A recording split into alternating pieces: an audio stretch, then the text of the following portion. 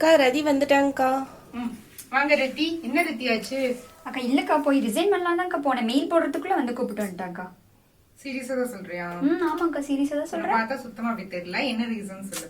அதுவா, இதை புடிங்களேன் சொல்றேன். இதுக்கு இந்த பிடிச்சப்பா இதை புடிங்கக்கா. இத வந்து நீங்க கட்டிருக்க சாரியோட கலர்ஸ்னு சொல்லி கொடுக்குறாங்க. இதுல நான் எப்படி கலர்ஸ் நான் மென்ஷன் பண்ணுவேன் வெப்சைட்ல. அப்புறம் என்கொயரி எனக்கு தான் கால் வரும், திரும்ப திரும்ப கேட்பாங்க. இதுல எப்படிக்கா கலர்ஸ் மென்ஷன் பண்றது நானு? எல்லாம் ஒரே கலர் மாதிரி இருக்கு. அதுக்குதான் இவ்வளவு பில்டப்பா? ஆமாக்கா. நான் சொன்னேன் இல்ல மொக்க ரீசனா தான் இருக்குன்னு சொல்லி.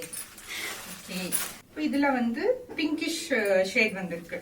அது மாதிரி ஒவ்வொன்றிலயும் அந்த பேஸ் மட்டும் வேற ரத்தி. எப்பவுமே வந்து டிசைன் தானே வேற எடுத்துட்டு வருவோம். இதுல வந்து பேஸ் மட்டும் வேற, அதுக்கு மேல இந்த த்ரெட் வீவிங் மாதிரி இருக்கு இல்லையா, அதெல்லாம் சேம். அதுதான் இது ஒரு நியூ கான்செப்ட்ல எடுத்துட்டு வந்தா இவ்வளவு பெரிய ரியாக்ஷன் பண்ணிட்டீங்க. சோ இது வந்து ஒரு நியூ கான்செப்ட் நாங்க எடுத்துட்டு வந்திருக்கோம். இது நாள் வரைக்கும் வந்து இந்த ஜரி எல்லாம் தான் வந்து நாங்க டிஃபரன்ஷியேட் பண்ணிட்டு இருந்தோம். இப்போ வந்து உங்களுக்கு சாரியோட பேஸ் வந்து வேற வேற கலர்ல எடுத்துட்டு வந்திருப்போம். இப்போ நான் வியர் பண்ணிக்கிறது வந்து உங்களுக்கு காப்பர் கலர் மாதிரி இருக்கும். இது வந்து உங்களுக்கு ஒரு பிங்கிஷ் ஷேட் மாதிரி இருக்கும்.